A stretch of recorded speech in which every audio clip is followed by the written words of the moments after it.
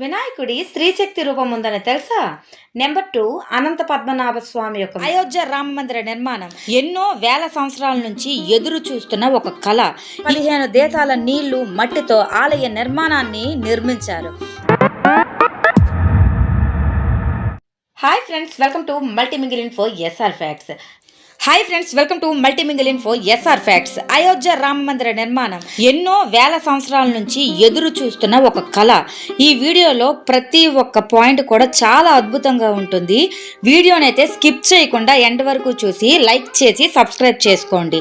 రామాయణం కాలం కన్నా ముందే సాకేతపురంగా అయోధ్య క్షేత్రం ప్రసిద్ధి చెందింది. పురాణాల ప్రకారం అయోధ్యను సూర్యవంశీయుడైన వైవస్వత మనువు నిర్మించాడంటారు. అయోధ్య అంటే జయించ శక్యం కానిది అని అర్థం. గౌతమ బుద్ధుని కాలంలో ఈ నగరం పాలీ భాషలో అయోధ్యగా పేర్కొన్నారు. అది కూడా సంస్కృతంలో అయోధ్య అనే అర్థాన్నిస్తుంది. అసలు ఈ వైవస్వత మనువు ఎవరు? అతని వృత్తాంతం ఏంటి? సూర్యభగవానుడి భార్య సంధ్యాదేవి, వారి కుమారుడు వైవస్వత మనువు. మొత్తం మనువులు 14 మంది. వారిలో 7వ వాడే వైవస్వత మనువు. మొదటి 6 మనువులు పాలనాకాలం ముగిసిపోయిన తర్వాత వారంతా కలిసి దేవలోకాల్లో స్వర్గానికి వెళ్ళిపోయారు. అప్పుడు దేవతలు వైవస్వతుని రాజ్యం పాలించమని దీవించారని చెప్తుంటారు. రామ జన్మభూమి, రాముడి జన్మస్థలం, హిందూ పుణ్యక్షేత్రం. ఇది రాముడు జన్మించిన ప్రదేశం మరియు ప్రపంచ వ్యాప్తంగా ఉన్న హిందువులకు ఇది చాలా పవిత్రమైన ప్రదేశం. సుమారు 2000 సంవత్సరాల క్రితం అప్పటి రాజు విక్రమాదిత్యుడు అయోధ్య నగరాన్ని తిరిగి స్థాపించాడు మరియు ఇక్కడ చాలా దేవాలయాలు కూడా పునరుద్ధరించబడ్డాయి. కానీ మొఘల్ పాలన సమయంలో 500 సంవత్సరాల క్రితం అనేక హిందూ దేవాలయాలు ధ్వంసం చేయబడ్డాయి. మొఘల్ చక్రవర్తి బాబర్ రామ మందిరాన్ని కూల్చివేశాడు. ఇక అయోధ్య శ్రీ రామ మందిరం యొక్క ప్రత్యేకతలను గురించి తెలుసుకుంటే, నెంబర్ 1, కాలి అడుగులతో కొలిచి ఆలయ డిజైన్ చేశారు. నెంబర్ 2, 2500 ఏండ్లు నిలిచి ఉండే రామ మందిరాన్ని నిర్మించారు. నెంబర్ 3, 115 దేశాల నీళ్లు మట్టితో ఆలయ నిర్మాణాన్ని నిర్మించారు. నెంబర్ 4, ప్రపంచంలో 3వ అతిపెద్ద దేవాలయంగా ఇది చెప్పబడుతుంది. నెంబర్ 5, బాలరాముడిపై కిరణాలు ప్రసరించేలా డిజైన్ చేశారు.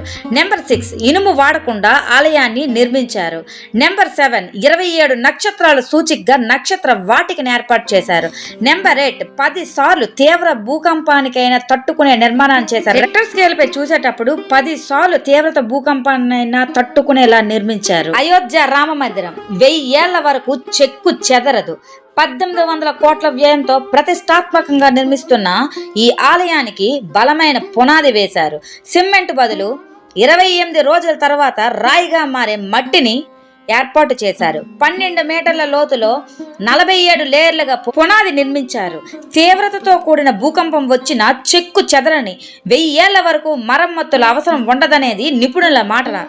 ఏటా శ్రీరామనవమి రోజున మధ్యాహ్నం 12 గంటలకు సూర్యకిరణాలు గర్భగుడిలోని రాముడి నుదుటిని తాకేలా శిఖరంపై ఏర్పాట్లు చేయనున్నారు.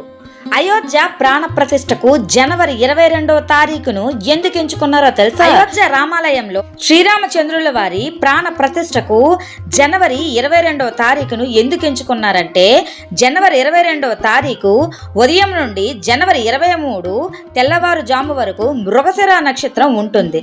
ఈ మృగశిర నక్షత్రం అత్యంత బలీయమైనది. సరిగ్గా ఆ రోజున రాక్షస రాజైన త్రిపురాసురుణ్ణి ఈశ్వరుడు సంహరించారు. కావున ఆ సమయంలో ఏ మంచి పని చేసినా మనకు సమస్త దోషాలు తొలగిపోతాయి. ఈ ముహూర్త సమయంలో మనపై ఉండే దుష్ట ప్రభావాలన్నీ తొలగిపోబడి ప్రశాంతత చేకూరి శుభ ఫలితాలు వెలువడతాయి. ఈ నక్షత్రాన ప్రాణ ప్రతిష్ఠ చేయడం ద్వారా మన దేశం సుసంపన్నంగా పురోగమిస్తుంది. అందుకే సరిగ్గా ఈ నక్షత్రాన ప్రాణ ప్రతిష్ఠ చేయనున్నారు. ఈ వినాయకుడి ఎన్నో రూపాల గురించి తెలుసుకున్నాం, కానీ స్త్రీ శక్తి రూపం గురించి అయితే ఇంతవరకు మనకు తెలియదు. వినాయకుడు స్త్రీ శక్తి రూపం వెనుక రహస్యం ఏంటంటే, త్రిమూర్తులతో పాటు అనేక మంది దేవుళ్లకు స్త్రీ శక్తి రూపాలున్నాయి. అలాగే వినాయకుడికి కూడా స్త్రీ శక్తి రూపం ఉంది. పూర్వం పార్వతీదేవిని అందసారుడు మోహించగా శివయ్య అతన్ని త్రిశూలంతో చీల్చేస్తాడు. అయితే ప్రతి రక్తపు బొట్టు నుంచి అంధకాసురులు పుట్టుకొస్తారు. దీంతో పార్వతీదేవి అందరూ దేవులను ఏకం కావాలని పిలుస్తుంది. ఆ క్రమంలోనే వినాయకుడి నుంచి స్త్రీ శక్తి స్వరూపం బయటకు వస్తుంది. గణేశ్వరి, వినాయకి అనే స్త్రీ శక్తి రూపంలో వినాయకుడు పూజించబడతాడు. భారతదేశంలో చాలా మిస్టీరియస్ ప్లేసెస్ ఉన్నాయి. అందులో ఒకటి అనంత పద్మనాభ స్వామి దేవాలయము. ఈ ఆలయంలో 8 ఖజానాలు ఉంటాయి మరియు అన్ని 500 సంవత్సరాలకు పైగా మూసివేయబడ్డాయి. 2011 మరియు 2016 మధ్యకాలంలో భారత ప్రభుత్వం వాటిలో 7వ గదిని తెరవగలిగింది మరియు $20 బిలియన్ల విలువైన నిధిని కనుగొంది. కానీ వారు వాల్డ్ బి యొక్క చివరి తలుపును తెరవలేకపోయారు. రహస్య గది చాలా పెద్ద మొత్తంలో నిధిని కలిగి ఉందని నమ్ముతారు. అది 10 సంవత్సరాలకు పైగా దేశాన్ని నడపగలదంట. ఖజానాకు తాళం లేదు లేదా తెలిసిన లాకింగ్ కలయిక లేదు. అయితే అది ఒక నిర్దిష్ట రహస్య వేద మంత్రం ద్వారా తెరవబడుతుంది. కానీ అది ఎవ్వరికీ ఇప్పటి వరకు తెలియదు.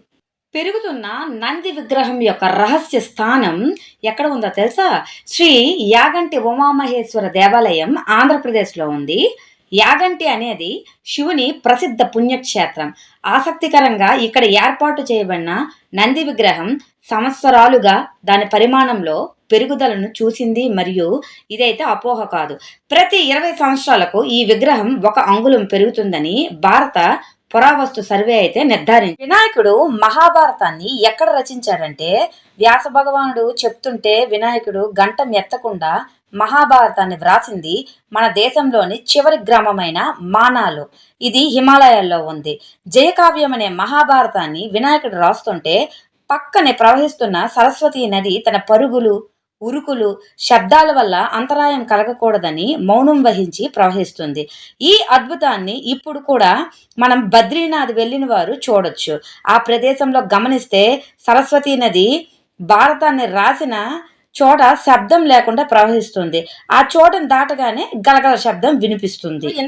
Hi friends, welcome to Multimingle info. కనిపిస్తుంది కదా, ఇది వచ్చి 4వ 7వ శతాబ్దానికి చెందిన ఉండవల్లి గుహలలో ఉన్న భారతీయ రాక్ కట్ వాస్తుశిల్పానికి ఒక ఏకశిల ఉదాహరణ. అనంత పద్మనాభుడు పడుకొని ఉన్న భంగిమలోనైతే మనకి దర్శనమిస్తారు. లకమండలంలోని ప్రకాశించే శివలింగం, దీని గురించి మనం ఎంత చెప్పుకున్నా కూడా తక్కువే. అయితే ఇది గ్రాఫైట్తో చేసిన చాలా ప్రత్యేకమైన శివలింగం. దీనిపై నీరు పోయడంపై అద్దంలా ప్రకాశిస్తుంది మరియు చుట్టుపక్కల కూడా ఎక్కువగా ప్రతిబింబిస్తుంది. ఈ శివలింగంపై మనం నీరు పోసేటప్పుడు ఎవరైతే వాళ్ళు నీరు పోస్తుండగా వాళ్ళ ముఖాన్ని వాళ్ళు శివలింగంలో చూస్తారో వాళ్ళు ధన్యులవుతారని, అతని పాపాలు మరియు దురదృష్టాలు అంతమవుతాయని నమ్ముతుంటారు. ఇక్కడ మనకు కనిపిస్తుంది బాలీలో సముద్రం అడుగున 5000 సంవత్సరాల పురాతన శయనించిన విష్ణు దేవాలయం. రాముని రాజ్యం ప్రపంచమంతటా విస్తరించిందనేది మనకు తెలిసిన వాస్తవం. సుగ్రీవుడు సీతను వెతకడానికి తన సైన్యాన్ని నడిపించాడు. హిందూ ధ్వనికి సంబంధించిన భౌగోళిక సూచనల ద్వారా ప్రపంచంలోని అన్ని ప్రాంతాలకు ఈ పురాతన శయనించిన విష్ణు దేవాలయం బాలీలో దర్శనమవ్వడం మన అదృష్టంగా భావించవచ్చు.